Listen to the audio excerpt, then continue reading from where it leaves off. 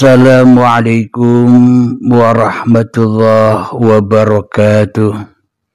Berat bro, kita belajar sendiri berat kalau kita tidak menemukan guru-guru yang mumpuni, yang bisa membantu kita untuk kembali ke kiblat yang dahulu kita berkiblat.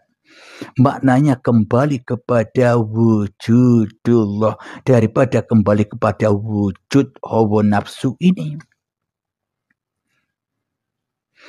Kita lanjutkan ayatnya, meskipun panjang tidak apa-apalah. Surat Al-Baqarah yang selanjutnya 100 ayat yang 144. Bismillahirrahmanirrahim.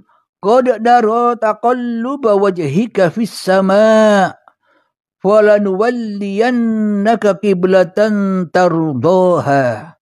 Fawalli wajhaka syatral masjidil haram wa haitsu ma kuntum fawallu wujuhakum syatrah wa innal ladina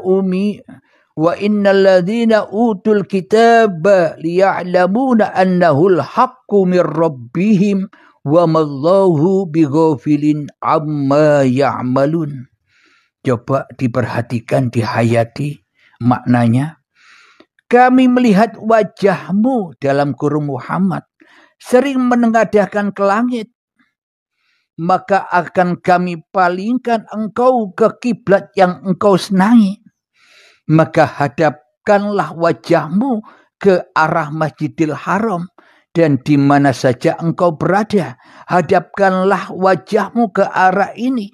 Dia sesungguhnya orang-orang yang diberi kitab Taurat dan Injil tahu bahwa pemindahan kiblat itu adalah kebenaran dari Tuhan mereka, dan Allah tidak lengah terhadap apa yang mereka kerjakan.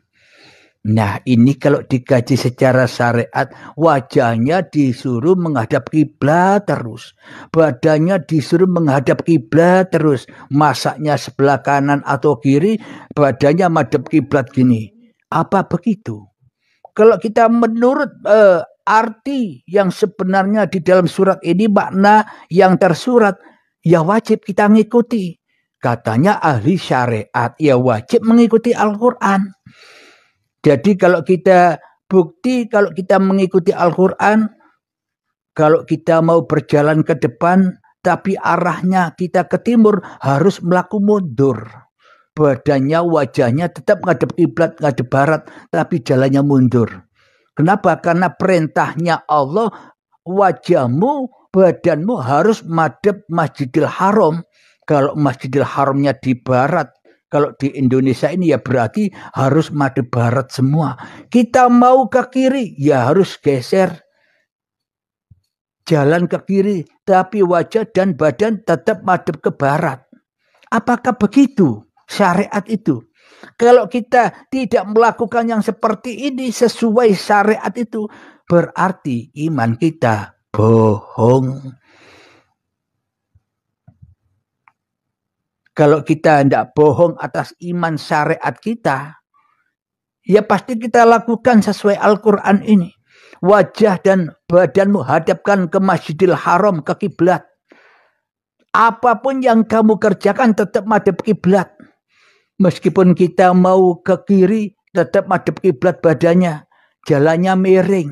Mau ke kanan, tetap madhep kiblat. Tidak boleh balik arah. Kenapa? Karena perintahnya Allah. Apa begitu kira-kira?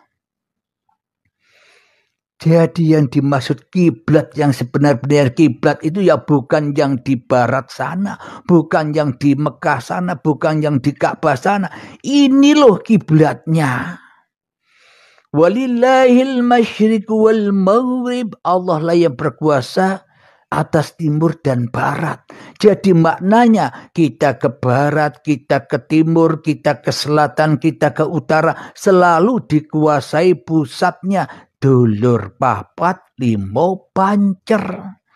Jadi tak ada kanan, tak ada kiri, tak ada depan, tak ada belakang. Dulur papat limo pancer le raono uripe Allah.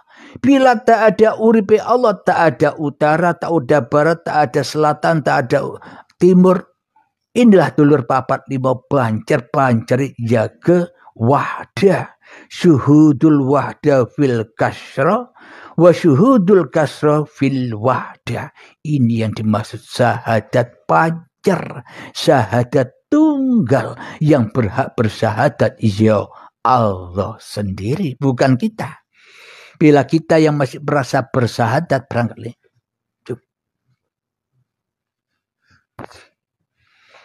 Bila kita yang masih merasa bersahadat, ya berarti kita masih jadi penguasa.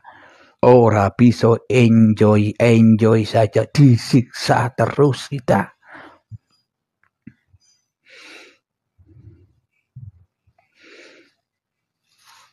Kami melihat wajahmu Muhammad sering menengadahkan ke langit, maka akan kami palingkan engkau ke kiblat yang engkau senangi.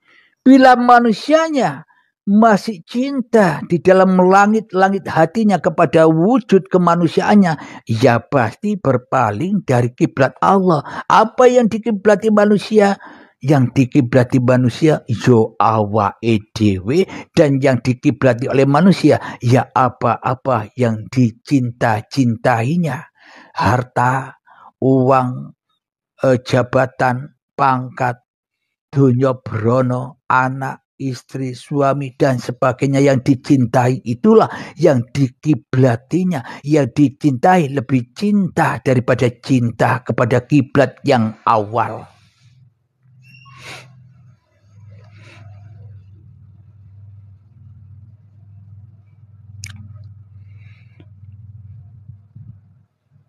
Mari kita lanjutkan ayat yang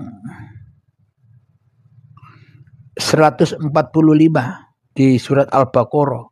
Anda juga harus pegang Al-Qur'annya agar tidak halu, agar tidak kata-katanya saja, agar tahu sendiri Allahnya.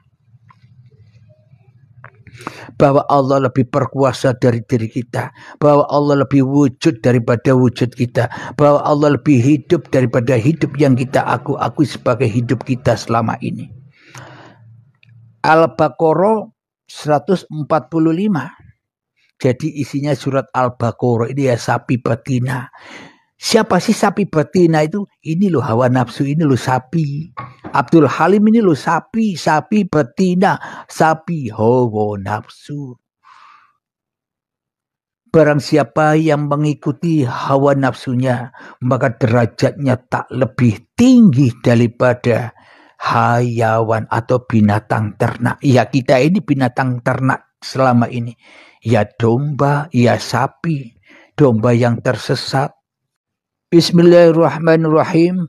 Wala in ataital ladina utul kitaba bikulli ayatin ma tabi'u qiblatak wa ma anta bitabi'in qiblatahum wa ma ba'duhum bitabi'in qiblata ba'd wala in ittaba'ta ahwa'ahum min ba'di ma ja'aka minal ilm innaka idzal laminadh dhalimin. Yang artinya, dan walaupun engkau dalam kurung Muhammad memberikan semua ayat keterangan kepada orang-orang yang diberi kitab itu. Siapa orang-orang yang diberi kitab? Ahli kitab. Ya orang-orang yang merasa jadi ahli kitab. Mereka tidak akan mengikuti kiblatmu. Saya ulang lagi ya. Dan walaupun engkau Muhammad memberikan semua ayat keterangan kepada orang-orang yang diberi kitab itu, mereka tidak akan mengikuti kiblatmu. Dan engkau pun tidak akan mengikuti kiblat mereka. Sebagian mereka tidak akan mengikuti kiblat sebagian yang lain. Dan jika engkau mengikuti keinginan mereka, setelah sampai ilmu kepadamu, niscaya engkau termasuk orang-orang yang dolim. Jadi orang-orang yang tidak tahu syuhudul wahda fil kasro wa syuhudul kasro fil wahda. Orang yang belum kembali kepada syahadat tunggalnya pasti ngeyel wae.